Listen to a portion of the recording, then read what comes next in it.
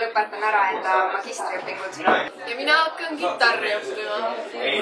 Mina teen see aasta 313 ära.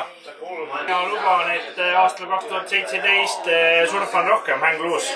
Mõtlen vähem materiaalsetele asjadele, veedan aega rohkem loodusest, teen rohkem pilte ja pildist rohkem palju bikiinides naisi. Hakkan lohesurfi harrastama. Aastal 2017 mind intervjueerib Marko Reiko.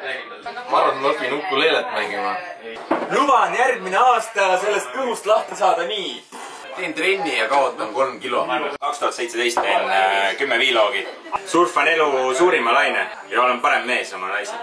3 korda 10 kilo alla, uuesti surfilaua peale ja jooksurajale. Tean, et ma uue aasta lubadustesse ei usu, nii et ma üritan lihtsalt olla kõigi jaoks palju parem inimene, kui ma seast olen olnud. Mina teen rohkem sporti ja olen tervislikum. Luban ennast armastada rohkem, kui ma seda täna teen.